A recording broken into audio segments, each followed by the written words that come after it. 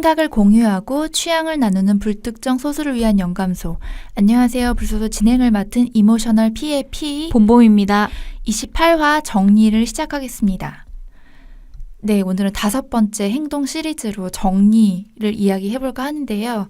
지난 시간에 청소에 대해서 이야기를 했는데 얘기를 하다 보니까 정리에 대한 거는 청소의 연장선상이기도 하지만 또 다른 의미로도 해석이 될 수 있을 것 같아서 그 다음 시간으로 저희가 정리라는 주제를 준비를 해봤습니다. 네, 제가 정리라는 단어에 대한 사전적인 정의를 한번 찾아봤는데 일단 가장 기본적으로 우리가 지난 시간 청소의 연장선으로 봤을 때 흐트러지거나 혼란스러운 상태에 있는 거를 모으거나 치워서 약간 질서 있는 상태로 만드는 거, 아니면 체계적으로 분류하고 종합하는 형태, 그리고 이제 뭐 다른 사람이나 관계를 지속하지 않고 끝내는 것까지 우리가 이제 정리의 어떤 사전적인 의미로 들어가는데요. 제가 이제 검색을 하면서 연관 검색어를 봤어요. 그래서 연관 검색어를 봤는데 정리에 가장 많이 같이 검색되는 게 정돈. 정리정돈.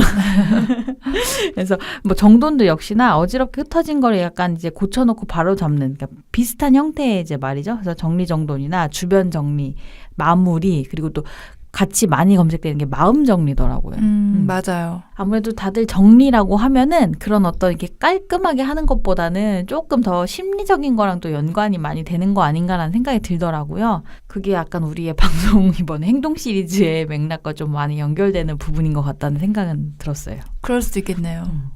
그리고 이제 또 기록학 관련된 부분에서도 정리가 되게 주요한 의미로 사용이 되더라고요, 보니까. 그래서 기록학 용어 사전에서 정리의 의미를 좀 찾아봤는데, 정리라는 개념이 계층별로 개념을 조직화하고 그것들을 처리하는 과정 자체를 정리라고 이야기를 하고, 그래서 논리적으로 기록을 분류하는 과정도 포함이 되지만 보통은 이제 그거를 보존하는 어떤 형태에 재배치하는 과정까지도, 그래서 약간 포장하고 라벨 부착하고 서가 배치하고, 그러니까 기록학에서는 그런 부분까지 다 정리의 어떤 형태로 들어간다고 해서 아예 정리와 관련된 사전적으로 분류하는 걸 보고 그런 건 또 되게 신기하더라고요. 그러니까 정리가 딱 들었을 때는 뭐 내 방의 정리나 뭐 책상 정리 이런 거로만 좀 더 생각을 하는데, 추상적인 개념이나 이런 걸로 보면은 뭔가 그러니까 질서라는 단어랑 굉장히 많이 관계를 맺고 있다는 또 생각이 들어요.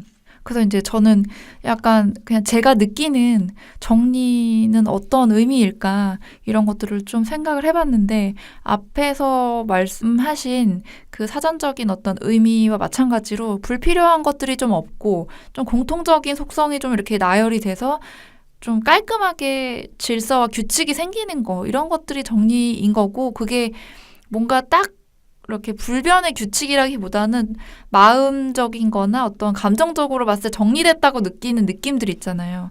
그런 것들까지도 정말 포함이 되는 것 같아요. 그리고 보면 우리는 정리라는 행위를 약간 그래도 긍정적인 단어로 인식하지 않나요?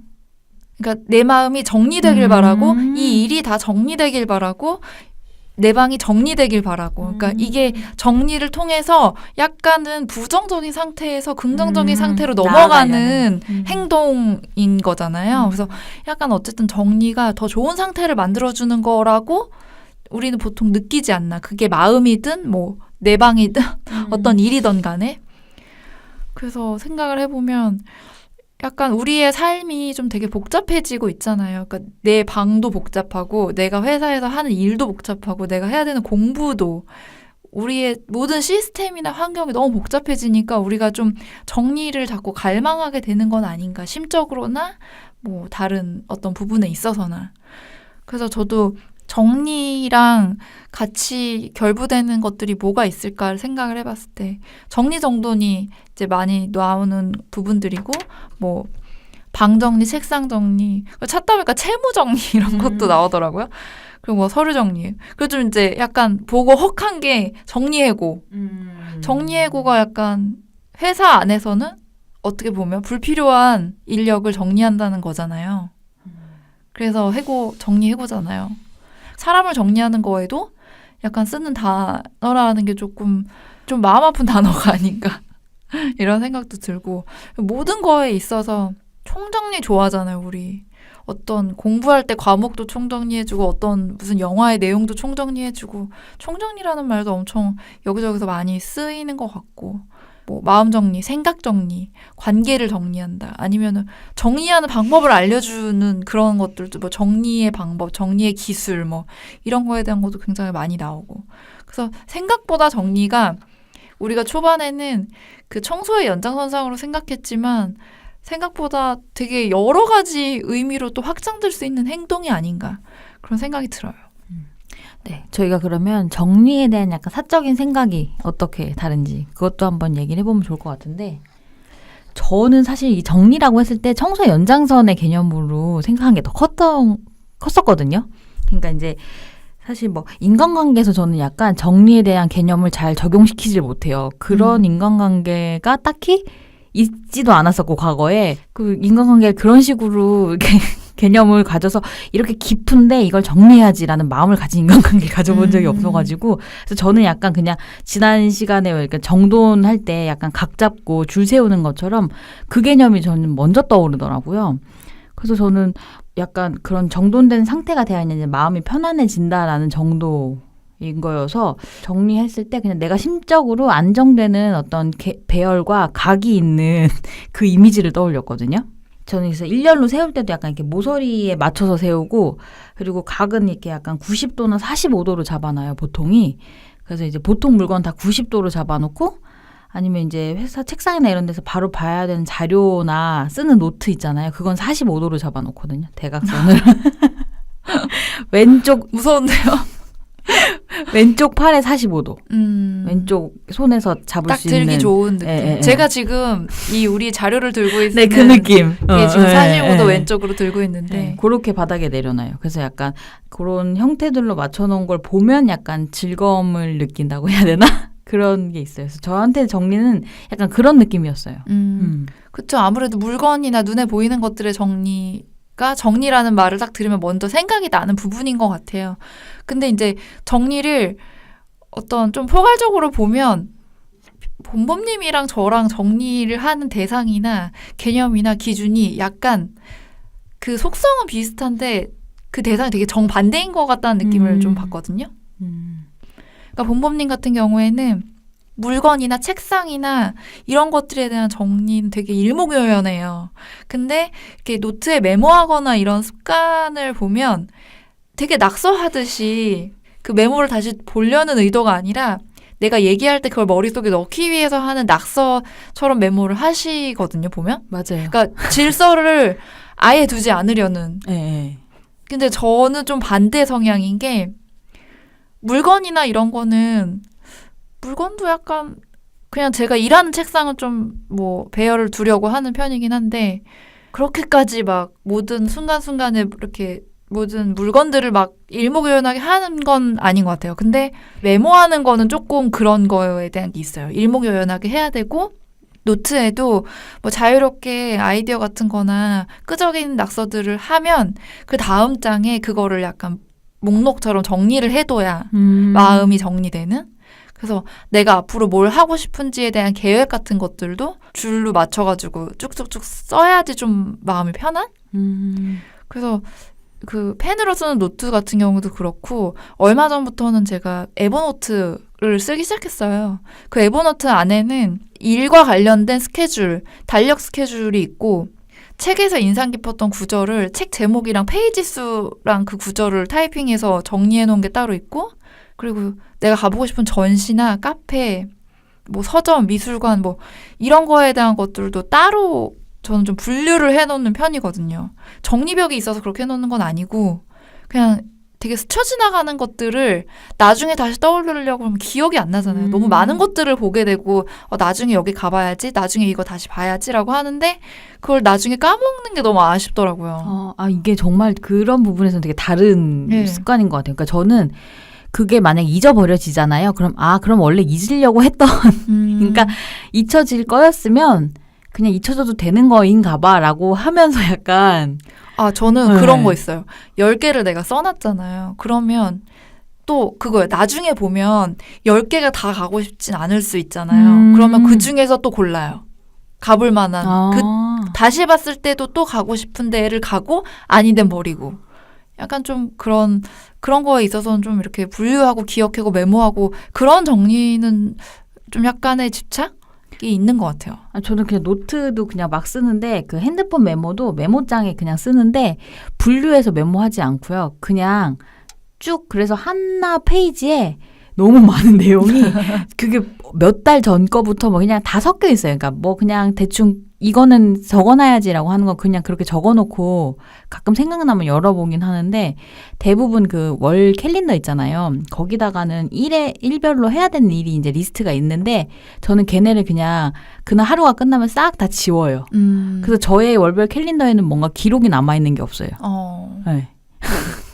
진짜 다른. 저는 제가 제 카톡 메시지를 보내는 건 되게 다 러프하게 보내요. 근데 그거를 한 며칠에 한 번 혹은 일주일에 한 번씩 다시 보고 거기서 골라서 에버노트나 노트로 옮겨서 정리를 한번 하는 거예요. 내가 러프하게 한 걸 정리하고 그걸 다시 정리하고 약간 좀 그런 연속의 행동을 가진 것 같아요. 우린 정말 다른 정리 성향을 가지고 있네요. 근데 둘 다 약간 그런 생각은 하잖아요. 추상적으로 우린 정리하는 걸 좋아한다. 네네. 우리가 그때도 얘기했지만 예전에도 얘기했지만 방송을 하다가도 내 말로 정리를 해서 끝내야 내가 다음을 넘어갈 수 있고 약간 그런 성향들이 있잖아요. 근데 그게 추상적으로 정리를 하는 걸 좋아하는 습성이긴 한데 그거에 대한 대상이나 뭔가 그거를 정리하는 방식은 조금 다른 그런 부분이 있는 것 같아요. 네, 그래서 이제 우리가 사적인 우리의 정리에 대해서 이야기를 해봤는데 계속 우리가 얘기했지만 정리라는 게 굉장히 뭐 사람의 내면적인 정리에 대한 이야기를 또 안 할 수가 없고 요즘 같은 경우에는 정말 마음의 정리 같은 거를 힘들어하는 사람이 너무 많기 때문에 좀 그런 내면적인 정리에 대한 이야기를 한번 해볼까 봐요. 네, 그래서 저희가 이제 이 마음 정리에 대한 이야기를 하기에 앞서서 인스타그램을 통해서 그 댓글로 사연을 주신 분의 이야기를 하나 하고 넘어갈까 하는데요. 네, 인스타그램 계정 발카아이를 사용하시는 분의 사연인데요. 다 때려치고 새로 인생을 시작할 수 없을까 하는 생각이 들 때 정리를 한다고 남겨주셨어요. 인스타그램을 통해서는 첫 사연이에요. 그쵸. 다이렉트 메시지로 잘 듣고 있다는 후기를 주시는 분은 있었는데 그분은 정말 모르는 분이었는데 정말로 방송을 너무 잘 듣고 있다고 너무 좋은 콘텐츠라고 남겨주셔서 그때 진짜 감동했던 기억이 갑자기 이렇게 또 회상을 하는데 네. 그래서 일단 인스타그램 계정으로 남겨주신 이 얘기가 저희가 지금 이제 오늘 정리에 대한 이야기를 할 때 또 정리의 다른 이면에 의미로 가지고 있는 이야기의 주제가 되지 않을까라는 생각으로 지금 소개를 드려봤거든요. 지금 이제 말씀하셨듯이 여기서 새로 인생을 시작할 수 없을까 하는 생각이 들 때 정리를 한다고 했잖아요. 근데 이 정리가 그러니까 행동적으로 하는 정리일 수도 있고 생각의 정리일 수도 있고 마음의 정리일 수도 있고 되게 여러 가지 의미를 담고 있잖아요. 근데 그런 정리 관련된 콘텐츠들 보면 책도 그렇고 영화나 혹은 드라마 같은 것도 봐도 그렇고 그러니까 그런 정리를 하는 행위를 통해서 마음에 있는 것들을 치유하는 어떤 행동들을 보이는 게 되게 많더라고요.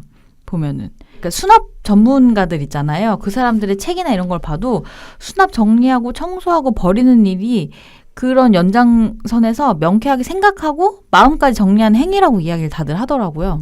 그 우리나라에서도 이분 되게 유명한 분인데 곤도마리의 그 정리 관련된 이야기로 되게 유명하잖아요. 저희 왜 미니멀리스트에 대한 이야기 한참 나오면서 그 정리에 관련된 책이 되게 많이 나왔는데 생각해보니까 찾다 보니까 대부분이 한 2010년에서 12년도 사이에 그런 이야기들이 또 많이 나왔었더라고요. 또 약간 유난히 일본 작가들이나 일본 문화에서 그런 거에 대한 이슈가 되게 많았던 것 같아요. 네. 그래서 이게 곤도마리에 씨 책은 2012년도에 나왔는데 이때 이 책이 굉장히 인기였어요. 그래서 인생이 빛나는 정리의 마법. 이 제목의 책이고 진짜 인생은 정리 후에 시작된다. 그런 어떤 이야기들. 그러니까 이게 대부분 그냥 주변 정리를 하면서 마음도 치유한다의 내용이 대부분이었던 것 같고 그 이외에 이제 관련된 소설 같은 것도 있어요. 이것도 일본 소설이거든요. 가키야 미유 작가의 당신의 마음을 정리해드립니다. 라는 소설이고 이것도 2017년도 책인데 그러니까 겉으로 되게 멀쩡해 보이지만 속은 병들어 있는 사람들한테 정신적 치유를 주는 거예요. 그래서 집도 인간관계도 엉망인 사람들한테 현실적인 조언을 해주면서 어떤 상담을 해주는 그런 치유 소설 같은 그런 거고 요 비슷한 드라마가 얼마 전에 했었어요. 근데 이게 시청률이 그렇게 높지는 않았던 것 같거든요. 보셨는지 모르겠는데 국내 드라마인가요? 네, 국내 드라마. 뭐죠? 그 당신의 하우스 헬퍼. 안 봤는데 그 뭐 이렇게 어디서 나오는 예고나 이런 거만 좀 네. 봤던 것 같아요, 저는. 올해 드라마고 하석진 씨가 나온 그 뇌생남 그분. 아, 네네네네. 그분이 나오는 건데 이게 또 웹툰이 원작이라고 하더라고요. 그래가지고 여기도 약간 그 완벽한 남자 하우스 헬퍼가 머릿속도 집도 엉망인 여자들의 살림이나 어떤 인생까지 약간 프로페셔널하게 비워내고 정리해주는 라이프 힐링 드라마라고 이걸 표방을 하고 이제 드라마가 나왔는데, 그래서 여기서 보면은 그 여주인공이 아버지를 잃은 상실감이 너무 커서 아버지에 관련된 모든 물건을 하나도 버리지 않고 가지고 있어요. 딱 그 방 안에 그걸 딱 가둬서. 근데 이 사람이 이 주변의 친구들과 어울리면서 그리고 이 남자 주인공과 이제 알게 되면서 점점 새로운 결심을 하고 생활을 정리하면서 나중에는 이제 그 아버지의 유품까지 정리하는. 그러니까 네. 이거는 유품 정리는 또 특히나 그쵸. 물건 정리와 마음 정리 두 가지 중에 어떤 것도 안 되면은 할 수 없는 맞아요. 부분인 것 같다는 또 생각이 드네요. 그렇게 하면서 이게 드라마가 끝이 나는데 저는 조금 열심히 보긴 했는데 그런 류의 드라마는 정말로 이렇게 그냥 이렇게 틀어놓고 어느 순간에 아무 생각 없이 그냥 이렇게 보고 되는 거라고 해야 되나? 그런 느낌이었어요, 저는. 근데 우리는 다 비슷하게 그런 마음과 비슷한 어떤 경험들을 하는 게 있잖아요. 사람들이 얼마나 이 마음 정리를 힘들어하고, 그러니까 삶이 힘들어서 그런 거겠죠? 마음이 복잡하고 심경이 너무 사실은 우리가 그러니까 어느 시대나 어느 환경이나 다 모두가 인생을 살면 다 그렇긴 하겠지만 인생이 원하는 대로 흘러가는 사람은 없죠. 그쵸? 많지 않죠. 그리고 우리가 후회하지 않는 삶을 살자고 하지만 어떤 물론 삶에서 만족스러웠던 부분도 있겠지만 내가 몰라서 깨닫지 못했던 것들도 있고 어떨 때는 알아도 선택의 여지가 주어지지 않아서 선택을 못하는 경우도 있고 그런 게 삶에서 조금씩 쌓여가다 보면은 아까 그 사연의 이야기처럼 다 때려왔고 나 다시 시작하고 싶다. 다시 20살로 돌아가서 다시 시작하고 싶다. 뭐 이런 생각 누구나 한 번쯤은 조금씩 하게 되잖아요. 그래서 마음 정리라는 거를 더 필요로 하게 되고 뭔가 훌훌 털어내고 새로 시작하고 싶어 하고 뭐 이런 것들을 또 원하게 되는 게 아닌가. 그런 과정 속에서 내가 마음만 하루아침에 고쳐먹는다고 그게 마음 정리가 잘 되지 않잖아요. 그러다 보니까 내 공간을 정리하고 청소하고 막 이렇게 좀 물리적으로 뭔가를 정리하다 보면은 마음 정리도 약간 자연스럽게 되는, 그래서 그런 약간 공간이나 어떤 물건의 정리나 뭐 일의 정리 그런 것들이랑 마음 정리가 다른 정리가 아닌 거죠. 속성으로 봤을 때, 성격으로 봤을 때. 그래서 저도 찾다 보니까 그 마음 정리 수업이라는 책이 있더라고요. 이 책도 마찬가지로 공간 정리를 전문가로 하는 스테파니 베네폭트라는 분이 쓰신 책이에요. 근데 이것도 마찬가지로 나를 찾기 위해서는 뭐 명상을 하고 우리 뭐 순례길 떠나고 이런 거 많이 하잖아요. 그런 것보다 내 작은 서랍 하나 정리하는 것에서 자기를 발견하는 여정을 떠날 수 있다라는 식으로 이야기를 하는 책이더라고요. 그래서 정말 뭔가 우리가 마음의 정리를 위해서는 꼭 어디 멀리 떠나야 되는 게 아니라 정말 내 공간, 내 삶의 반경을 정리하는 것에서부터 그 마음의 정리가 좀 시작되는 게 아닌가. 그런 생각이 전 들더라고요. 근데 지금 이 말을 들으니까 되게 공감이라고 해야 될까? 되는 게 우리 왜 겉에 밖에 여기는 되게 깨끗하게 해놓는데 서랍 확 열어봤을 때 거기 막 온갖 잡동사니 막 들어있고 내가 여기 언제 이거 넣어놨지 하고 모를 정도로 해놓은 그런 상태를 볼 때도 있잖아요. 근데 그게 진짜 일상과 비슷하다는 생각을 할 때가 있는 거예요. 겉으로는 멀쩡한 것 같고 말끔한 것 같지만 속은 정말로 너무 복잡하게 얽히고 설켜서 이걸 어느 하나 실타래를 풀지 못하는 상태의 마음이 되는 때가 있잖아요, 사람이. 그쵸. 그런 때는 진짜 이런 마음이 들거든요. 그래서 싹 다 그냥 뒤집어서 버릴 거 다 버려버리고 이렇게 차곡차곡 쌓아서 다시 정리하고 싶은 마음이 들 때가 있는. 근데 갑자기 지금 이 얘기를 하다가 생각이 났는데 이게 실현 가능할지 모르겠지만 언젠가 한번 누군가들이 그 자기의 그냥 그 서랍이나 이런 거 하나를 이렇게 툭 안에 있는 물건 다 가져와서 그 안에서 진짜 정리하고 싶은 것들은 정리해서 버려버리고 남기고 싶은 건 남기는데 이건 왜 남기는지 이게 나한테 어떤 의미인지 그래서 남기는지를 얘기해보는 그런 그거 살롱 주제로 괜찮아요. 그죠. 그런 시간이 있는 것도 한번 괜찮을 것 당신의 서랍을 같아요. 정리해. 재밌을 것 같아요. 또 다른 주제가 나. 내 추억과 타인의 추억이 또 의미 부여는 또 다 다르니까 그럴 수 있죠. 내 여기 서랍 안에 있는 연필 한 자루고 저 사람도 그 연필 한 자루를 남기겠지만 다른 의미로 남길 수 있잖아요. 그리고 그거 되게 좋은 대화의 시간이 될 수 있을 것 네, 같은 네. 게 여기에 이 내 서랍 안이라는 건 조금도 그 포장할 수 없는 거예요. 사실은 누구한테 보이기 싫은 부분일 수도 있고 되게 잡다하고 그냥 내 삶의 어떤 일상을 그대로 보여줄 수밖에 없는 되게 재밌을 것 같은데요. 그렇게 얘기하면 좀 치유가 되는 느낌이 받을 것 같아요. 저희 이거 다음 주제로 찜했습니다. 아무도 하지 마세요. 큰일 났어. 신났어요 또. 들으시는 분들이 또 쟤네 갑자기 왜 저러는 거야? 또 무슨 얘기를 하고 있는 거냐고요. 어디에 또 필이 꽂혔나 봐. 막 이러실 수도 있는데. 네, 그렇습니다. 그리고 저는 이 마음의 정리를 생각하다 보니까 또 연이어서 저는 약간 사람 사이의 관계의 정리가 되게 정리의 큰 부분을 차지하지 않나 이런 생각을 굉장히 많이 하게 됐어요. 왜냐하면 내 마음의 정리도 물론 쉽지 않지만 내 마음의 정리나 어떤 물건의 정리는 내가 스스로 어쨌든 할 수 있는 영역이잖아요. 근데 사람 사이의 관계는 내가 한 명이 정리하고 싶다고 해서 정리되는 게 아니잖아요. 내 맘대로 할 수 없잖아요. 그 상대방 맘대로만도 할 수 없고 그 어떤 관계 사이의 어떤 기류라고 해야 될까? 그런 것들이 좀 속 시원하게 정리돼야만 되는 부분? 그런 것 같아서 가장 좀 어렵고 힘든 정리가 관계 정리가 아닐까 이런 생각이 들더라고요. 보통 우리가 관계를 맺는 사람들 사이에서 관계를 정리하잖아요. 친구도 될 수 있고 뭐 동료, 뭐 애인도 될 수 있고 가족도 정리가 될 수 있고 근데 이게 꼭 관계를 끊어내고 안 끊어내고 그런 거라기보다는 뭐라고 해야 될까요? 관계 안에서도 어떤 선상의 정리 그런 거 있잖아요. 넌 완전 내 사람이야. 우린 완전 친해. 모든 걸 공유해. 이런 식의 관계를 할 수도 있지만 어느 순간에 약간 서로 독이 되는 말을 한다거나 상처가 되는 사이에서는 적정한 선을 유지하려고 하는 거 있잖아요. 저는 그런 것도 마음의 정리, 관계에 있어서 마음의 정리의 일종이라고 생각을 하거든요. 그런 경험 있으세요? 그런 뭐 이렇게 명확한 경험이라기보다는 어릴 때는 좀 그런 게 강했던 것 같아요. 그러니까 완전한 내 사람과 완전한 내 사람이 아닌 사람 이런 식으로 되게 선을 긋고 싶어 해서 되게 누군가한테 마음을 많이 주다가 상처를 좀 많이 받거나 서운하면 저는 약간 딱 이제 연락을 안 하기도 하고 좀 그랬던 것 같아요.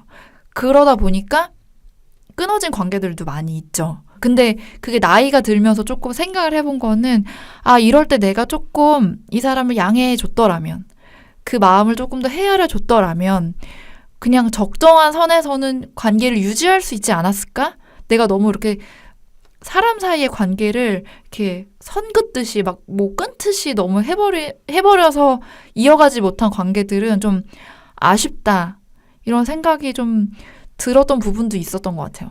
저는 지금 얘기 듣다 보니까 제가 어렸을 때 주변에 이제 어렸을 때 아니면 꼭 어렸을 때도 아니에요. 이 근래까지도 주변에 친구들이나 누구에게 들었을 때 제일 저에 대해서 서운하다고 얘기를 들은 그런 부분들이 많은 부분들이 이런 거였거든요. 그러니까 이 어렸을 땐 그런 질문 되게 많이 하잖아요. 친구가 너 누구랑 제일 친해? 뭐 이런 거. 그쵸. 누가 베프야? 막 이런. 저는 그때도 항상 모든 관계가 다 똑같은 거 있죠. 그냥 너도 그만큼 친하고 너도 그만큼 친하고 너도 그만큼 친하고 있는데 예전에 친구랑 얘기를 하다가 친구가 뭐 물어봤는데 지금 생각하니까 잠깐 소름 돋았는데 나는 너를 좋아하는 만큼 내 엄마 아빠도 좋아하고 나에게는 나를 중심으로 두고 이 모든 관계가 다 그만큼의 거리라고 이야기를 했거든요. 그러니까 누구 하나 더 가까운 게 없고 더 먼 게 없다고. 본범님 그렇게 말씀하셨다고? 네. 그랬더니 걔가 너는 그럼 되게 외로울 거라고 얘기를 하는 거예요. 그걸 잘 몰랐거든요. 이해를 못하고. 그래서 아까도 왜 정리에 대해서 얘기할 때 관계 정리, 마음 정리 얘기하실 때 저는 정리가 그냥 이 줄 세우는 게 전 먼저 떠올랐다고 하는 게 관계에서 어떤 그거를 어느 정도 거리를 약간 두고 있어서 더 가까워지지도 못하고 더 멀어지지도 않는 어느 정도의 그 거리감에 있으니까 관계를 딱히 정리해야 할 일도 없고 뭔가 그런 게 없는 느낌이라고 해야 되나? 네. 근데 저는 좀 반대였던 것 같아요. 그러니까 어릴 때 만약에 본범님이랑 저랑 만났다면 제가 되게 서운했을 수도 있죠. 그쵸. 왜냐면은 그런 게 있는 것 같아요. 사람은 관계가 가까워지면서 결속력이나 유대감 같은 거를 느끼고 싶어 하잖아요. 맞아요. 그러다 보니까 너가 내 베프야? 내가 너의 베프야? 그럼 우리는 한 팀이야 같은 그런 유대감이 좀 생기는 것 같아요. 그래서 쟤네는 좀 더 한 단계 더 덜 친한 친구들, 우리는 정말 가까워. 막 이런 거를 통해서 약간 관계의 만족감? 특히 어릴 때 막 친구 사이일 때는 그런 게 되게 강한 경우가 많은데 그래도 요즘의 10대들은 안 그럴 수도 있을 것 같아요. 그쵸. 그렇지 않을까요? 그럴 수도 있을 것 같아요. 왜냐하면 그 SNS가 사실 모든 걸 해결해 주지도 않고 그렇긴 하지만 약간 그 요새 느슨한 관계 말 많이 하잖아요. 맞아요. 근데 느슨한 관계가 숫자적으로는 많다 보니까 조금 내가 결속력을 가질 만한 친구가 몇 정도 있으면 되는 거예요. 굳이 막 예전이라고 해야 되나? 그런 분들 있잖아요. 친한 친구 막 몇백 명의 사람들. 근데 요즘은 굳이 그렇게 해봤자 그들이 모두 내 아픔을 다 알아주거나 그 사람들한테 모든 걸 터놓을 수 없다고 생각해서 그냥 굳이 그렇게 막 내 친한 친구가 몇백 명이어야 돼 막 이런 사람들 많지는 않은 것 같은데 하여튼 좀 갑자기 또 마음이 복잡해지네요. 얘기를 하다 보니까. 아니 제가 이제 찾다 보니까 정리라고 말을 했을 때 되게 관련해서 또 많이 나오는 게 이별에 대한 그쵸. 이야기예요. 그거 혹시 보세요. 그 예능 프로인데 네. 연애의 제목이 기억이 안 나. 김숙 뭐죠? 씨랑 네. 이렇게 모델 한혜진 씨 나오고 연애 참견인가 참견. 그거. 저 그거 좀 재밌게 보거든요. 네. 근데 그게 다 결국에는 연인 사이에 어떤 문제가 있어서 내가 이 관계를 이어가야 될까 말아야 될까 고민이 됐을 때 보낸 사연들에 대해서 참견을 해주는 프로그램이잖아요. 그게 약간 그런 것 같아요. 내가 이걸 정리해야 돼 말아야 돼라는 그 연인 사이의 관계 정리에 대한 고민을 보내는 것 같은 느낌이 드는 거예요. 네네. 근데 그거 거기 나온 사연 보면 되게 답답한 거 많아요. 그런 거 있잖아요. 이 사람이 나한테 독이 되는 사람인 걸 알면서도 끊어내지 못하는. 근데 그게 그러니까 이제 그 프로에 보내는 건 제3자의 객관적인 시선이 필요해서 보내잖아요. 그쵸. 그러니까 그 안에 속한 당사자는 남들이 봤을 때 진짜 야 세상 답답하다 해도 자기는 알아도 왜 모르는 것 같은 거 있잖아요. 그렇죠. 이거 이성적으로는 알죠. 내가 이걸 끊어내야 된다는 걸. 근데 안 되는 거죠. 그렇죠. 이 관계라는 게 맞아요. 마음이 연결된 거니까. 그래서 그 정신의학 신문에 그 정신건강의학과 전문의가 이별에 대처하는 그 정리의 단계를 크게 이제 4단계로 얘기를 해놓은 게 있는데 첫 번째가 충분한 애도의 시간을 가져야 된다. 그러니까 우리 충분히 아파야 된다. 시간이 필요하다. 이런 얘기하잖아요. 그러니까 슬픔을 부정해서 억지로 즐거운 활동을 하거나 이별의 상황을 뭔가 이성의 힘으로 합리화하지 말고 가까운 이들한테 내 슬픈 마음을 충분히 표현하고 피하지 말라는 거네요. 결국에. 위로와 지지를 받아야 된다. 그래야 그 다음 단계로 넘어갈 수 있대요. 그리고 그 다음 단계가 감정이 얽혔던 시작의 순간을 되돌아봐라. 그래서 상대하고의 이제 만남을 다시 상기해보고 그리고 상대는 나의 어떤 부분의 매력을 느꼈을까를 생각해보고 좋았던 것부터. 그래서 나는 또 상대의 어떤 면을 반하게 됐을까 이런 것들 그렇게 생각을 하다 보면 대개가 가장 쉽게 반하는 경우가 내가 가진 성격의 스펙트럼이 양극단에 있는 경우래요. 다시 되돌아보면. 그러니까 우리는 근데 만나면 와 너랑 나랑 완전 운명처럼 이런 거 되게 잘 맞아. 우리 어떻게 이렇게 이런 것까지 관심사가 같지? 막 이렇게 얘기하는 순간 있잖아요. 네. 근데 실제로는 그것보다는 양극단에 있는데 뭐라고 하죠? 그냥 반하게 되면은 그 모든 것들이 다 의미부여하잖아요. 끌어와서. 네. 그래서 다시 객관적으로 놓고 보면은 그 순간들을 막 되돌아보다 보면 달랐던 거라는 걸 다시 또 발견하게 된다는 거예요. 그리고 이제 그 다음 스텝이 상대하고 관계에서 힘들었던 기억, 그리고 좋았던 기억을 나눠서 상기해 보는 거. 되게 구체적이지 이렇게 얘기하니까. 되게 심리상담 정말 그런 받는 기분이에요. 저도 모르게. 네. 그래서 그런 것들을 이렇게 나눠서 보다 보면 상대가 누군지에 따라서 상관없이 자기의 무의식 있죠. 내 안에 있는 것들 안에서 내가 어떤 약간 비슷한 패턴을 가지고 있는 게 보인다는 거예요. 어떤 순간에 내가 보이는 나의 이런 나오는 거, 행동들. 그러니까 이게 상대가 누구든을 떠나서 이건 나한테 잠재된 거 있잖아요. 그러니까 나한테 이미 약간 그 관계성에서 내가 그런 뭐라고 해야 되죠? 트라우마라고 표현하기 좀 그런데 내재돼서 나의 자격지심처럼 이렇게 가지고 있는 어떤 부분들이 그냥 이렇게 툭 나오는 어떤 순간들이 있다는 거예요. 그래서 그런 것들을 좋았던 거, 나빴던 거를 정리하다 보면 내가 가진 나의 상처가 보인다는 거죠. 그 말 되게 공감되네요. 네. 저도 정말 공감하는 게 그렇게 생각하거든요. 이게 자존감이나 뭐 이런 거에 따라서 내가 부족한 거나 내가 없는 거를 가지고 있는 사람한테 어떤 부분은 되게 매력을 느끼지만 되게 너무 자존감이 떨어진 부분에 대해서 그걸 가지고 있는 사람을 만나면 약간 그게 결핍감을 더 느끼게 하는 경우도 있더라고요. 맞아요, 보면. 맞아요. 그렇게 해서 결국엔 그다음 과정은 헤어짐의 과정은 어떠했는지를 이제 헤어짐의 과정 자체를 또 들여다보는 거예요. 마지막 단계는 이제 헤어짐의 과정을 딱 들여다보면 여기야말로 이제 나의 취약하고 아픔을 딱 건드리는 뭔가 매개체가 있었을 거라는 거죠. 왜냐면 그 헤어짐의 단계는 이전부터 쌓였던 것들이 마지막에 한순간에 팡 하고 터져버리는 무언가가 생기는 거잖아요. 네. 그러니까 뭐 내가 뭔가 늘 이렇게 뭔가 관계를 늘 불안정하고 언제든 깨지기 쉬운 것으로 여기는 사람이라면 상대가 연락이 뜸하면 나는 이제 막 거기서 이제 막 불안함을 느끼다가 어느 날 이 사람이 갑자기 뭐 한 이틀 막 이렇게 막 잠수를 탔어. 이러면 이제 그 다음 날 만나면 헤어져. 이거 되는 거죠. 그러니까 이별이 쉬운 사람은 없지만 약간 그 상황 때문에 과장되고 왜곡된 시각이 생긴다는 거예요. 그러니까 그거를 자꾸 돌려놓고 객관적으로 받아들여서 상황을 봐야지만 이제 내가 그 다음에 또다시 같은 것을 반복시키고 고통을 받는 일은 적어진다는 거죠. 진짜 어렵네요. 근데 그런 말 많이 하잖아요. 나를 온전히 사랑할 수 있어야 누군가도 사랑할 수 있다. 뭐 이런 말들 많이 하잖아요. 다 그게 이유가 있는 것 같긴 한데 정말 어느 것에도 조금도 결핍감이 없는 사람은 사실 존재하지 않기 때문에 또 이 관계가 어려운 것 같아요. 모든 게 아무것도 부족함이 없는 사람도 없잖아요. 겉으로 봤을 때는 그래 보여도. 그러니까 정말 관계라는 것이 진짜. 저는 이 단계에 대한 이야기를 들으면서 이게 개인을 그런 식으로 생각해보고 객관화시키는 작업은 되게 어렵잖아요, 사실. 그렇죠. 네, 근데 그런 정리의 시간을 스스로는 한 번씩 가져볼 필요가 있겠다는 생각이 들더라고요. 그러니까 꼭 누군가와 이별하는 순간이 아니더라도 맞아요. 뭔가 그거 있잖아요. 내가 나를 다 안다고 생각하지만 사실 내 무의식적인 부분이나 내가 나도 모르게 내 안에서 나를 회피하는 어떤 부분들은 마주보게 되기가 쉽지 않잖아요. 맞아요. 어디 가서 좀 상담 좀 받고 싶은데요. 내가 마음 정리 좀 해줄 사람 없나요? 지금 저희 치유하고 있는 건가요, 혹시? 저는 그러니까 생각을 해보니까 그런 객관적인 시각을 가지는 것보다는 오히려 약간 지워버리는 쪽을 선택했던 것 같아요. 그런 것 같아요. 제가 봤을 때. 네. 그러니까 그건 사실 회피죠, 어떻게 보면.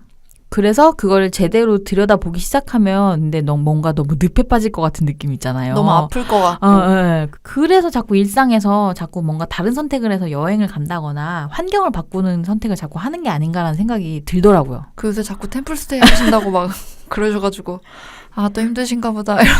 크리스마스에 템플스테이 가겠다고. 크리스마스에 절에 가려고요. 막 이러면서. 네. 그러고 있죠. 우리 모두 너무 아픈 건 너무 아프겠지만 그래도 조금씩은 좀 마주하는 습관을 또 들여보는 것도 마음이나 관계나 어떤 삶에 있어서 좀 괜찮지 않을까 이런 생각을 해보고요. 네.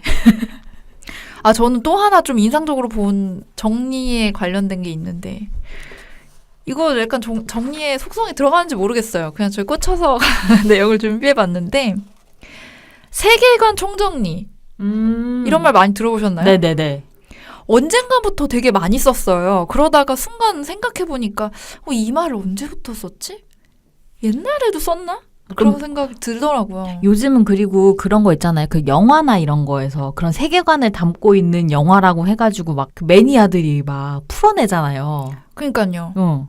이게 왜 이런 말이 생겨나고 이런 세계관이 왜 궁금한가 이런 생각을 해보니까 갈수록 이 현실과 좀 그러니까 우리의 상상력도 풍부해지고 기술도 발전하고 이러면서 판타지나 그런 SF 뭐 마블 시리즈 이런 것들이 굉장히 많이 나오고 게임이나 뭐 만화 영화 이런 것도 되게 상상 그 이상의 어떤 것들을 많이 다루잖아요. 뭐 뮤직비디오 같은 것들도 말을 다 그대로 해주지 않고 비주얼로만 나오고 그러다 보니까 사람들이 그거를 해석하기 시작하는 것 같아요. 그래서 작가가 새롭게 창조해낸 허구의 이 픽션들이 어떤 관계를 맺고 있고 돌아가는 생태계는 어떠하고 그런 것들을 자꾸 해석하고 싶어 하다 보니까 세계관이라는 말이 언젠가부터 되게 흔하게 자주 쓰는 말 같은 게 된 거예요. 그래서 블로그의 글이라든지 뭐 유튜브의 영상에 어떤 SF 판타지 영화 어떤 영화의 세계관을 자기가 설명해준다라고 해가지고 막 배경이나 관계 설정 같은 거 왜냐면은 그 대사나 이런 거에는 그런 게 약간 배경으로 녹아들지만 직관적으로 얘기해주지 않잖아요. 이런 SF물들은 보고 나면 그래서 이거는 이랬던 거야? 저랬던 거야? 명확히 알지 못하고 넘어가는 부분들이 많잖아요. 근데 그런 걸 자꾸 해석하고 싶어하는 심리가 좀 저는 있지 않나. 그래서 사실은 처음에는 이게 과연 좋은 걸까라는 의문이 들기도 했어요. 왜냐하면 시를 읽거나 뭐 소설을 읽을 때도 각자 독자의 어떤 해석의 여지를 남겨두는 작가분들이 많잖아요. 주관적인 거고 그런 해석점들은 다 우리가 느끼고 해석하기에 따라서 다른 부분인데 그걸 누군가가 나서서 정리를 해주면 내가 그 틀에 맞게 그러니까 이것도 약간 무슨 과목에 뭐 시험에 나올 거 총정리 해주듯이 너무 이렇게 딱 되면 그거 한 장으로 이 영화의 세계관 다 아는 거예요. 그럼 너무 상상력의 여지나 재해석의 여지가 너무 없지 않나. 꼭 그런 거잖아요. 그 유명한 영화평론가의 평을 보고 그 영화를 보기도 전에 이미지를 갖는다든지 아니면 남들이 본 그 별점, 평점을 보고 아, 이 영화 재미없을 것 같아. 아, 이 영화 괜찮다니까 괜찮은가 보다. 이렇게 좀 해버리는 게 아닐까.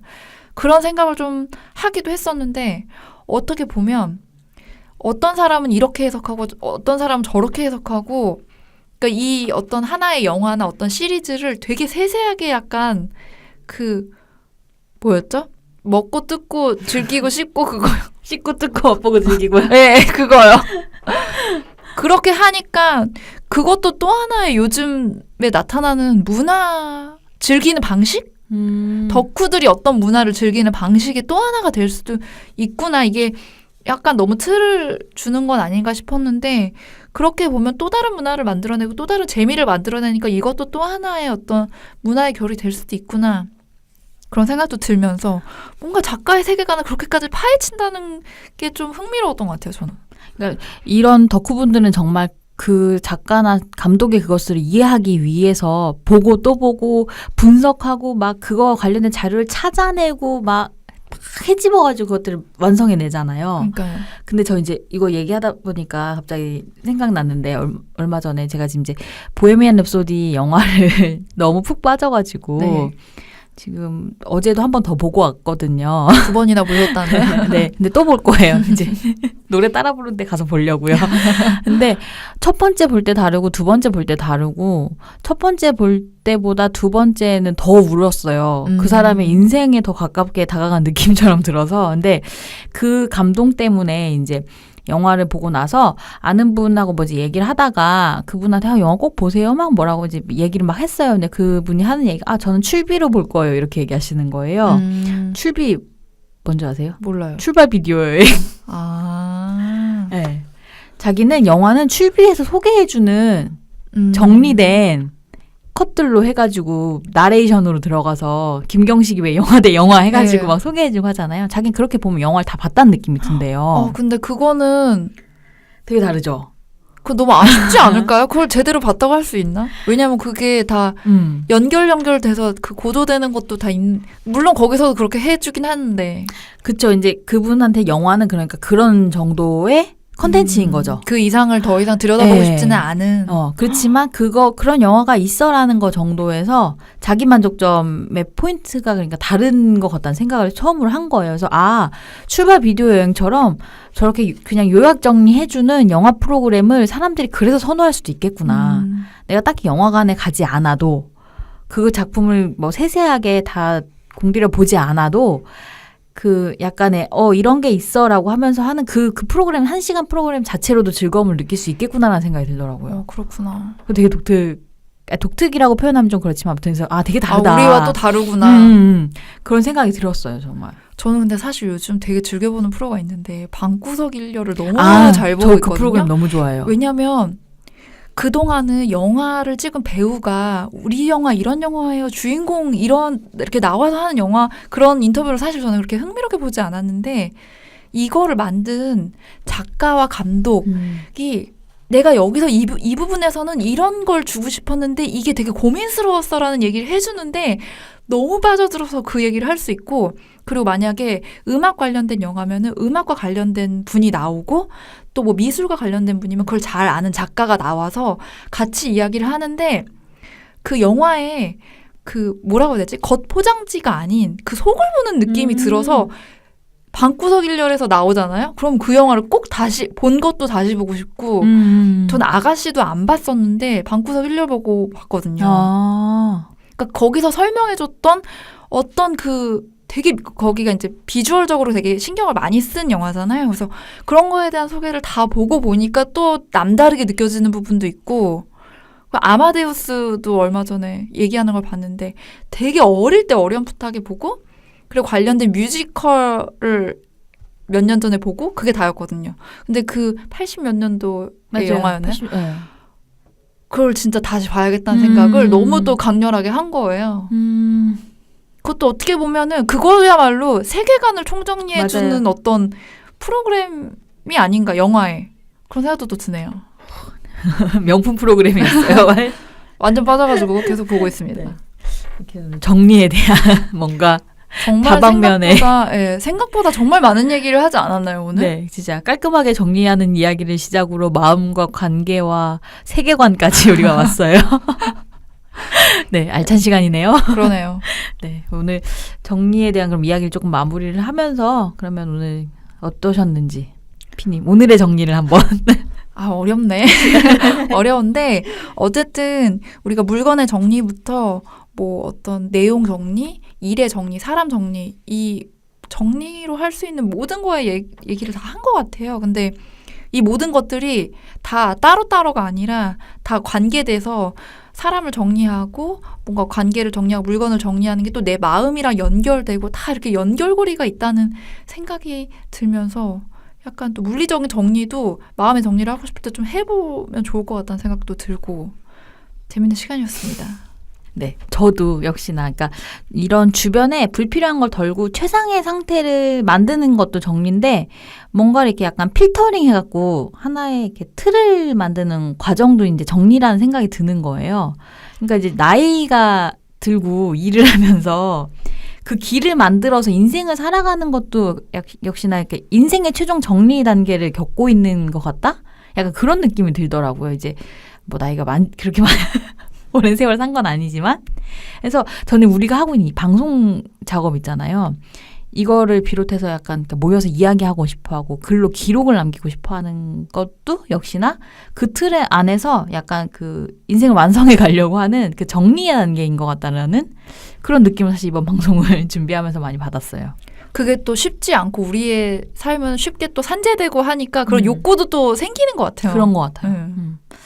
역시나 네 그래서 그럼 오늘 정리에 대한 이야기를 좀 마무리를 해보고 정리를 정리합니다. 네. 그래서 저 이제 29화 예고를 드려야 되는데요. 불소스 29화는 행동 시리즈 관련해서 도시락에 대한 이야기를 좀 해보려고 해요. 이 도시락에 대한 주제 잘 들어주세요. 굉장히 의미심장한 주제입니다. 네, 그러니까 뭐 도시락 하면 도시락을 싸다, 도시락을 먹다라는 다양한 이야기가 붙을 수 있잖아요. 그래서 도시락에 관련한 우리의 좀 기억 속 도시락에 대한 이야기를 좀 소환해보고 도시락을 테마로 보여준 요즘에 대한 이야기들도 나눌 수 있을 것 같은데요. 저희가 이 얘기를 지금 중요하다고 말씀드리는 또 하나의 큰 이유는 지난주에 저희가 잠깐 스쳐가듯이 이야기 드렸잖아요. 저희가 살롱을 이제 30회 방송 기념으로 하고 해서 살롱을 좀 예정을 하고 있다라는 이야기를 드렸는데 살롱의 테마 역시나 연결된 이야기를 드릴 수 있을 것 같아요. 그래서 저희가 이제 살롱의 주제로 잡고 있는 것이 도시락 대화의 매개체라는 테마로 진행을 하려고 합니다. 날짜는요, 12월 8일 토요일 도림동에 위치한 도림서재에서 4시 반부터 2시간 정도 진행을 하려고 하고 있습니다. 도시락 대화의 매개체라는 테마고요. 네, 그래서 저희가 다음 주하고 그 다음 주는 연결된 행동 시리즈로 도시락과 또 관련된 주제 하나를 더 해가지고 방송도 진행을 할 예정이고요. 살롱에 대한 컨텐츠와 내용들은 곧 공지가 나갈 예정이고요. 방송회차 30회 기념해서 그동안 방송 이야기 포함해가지고 함께 하시는 분들께 조금이나마 영감이 되고 인사이트가 되는 자리가 됐으면 싶거든요. 그래서 대화를 통해서 좀 새로운 것도 우리 같이 발견하는 시간이 될 것 같아요. 그래서 자세한 내용은 SNS 채널을 비롯해서 정보를 드릴 테니까 많은 관심 가져주세요. 네, 28화 정리를 그럼 정리하면서 마무리를 하고요. 네, 불소소는 팟빵, 팟캐스트, 유튜브, 스티미 채널을 통해서 공개되고요. 인스타그램과 페이스북, 네이버 블로그에도 계정이 있습니다. 검색창에서 불소소 검색해 주시면 되고요. 관련한 댓글 외에도 메일로도 사연 받고 있습니다. 메일은 ideal-list@naver.com으로 사연 주시면 됩니다.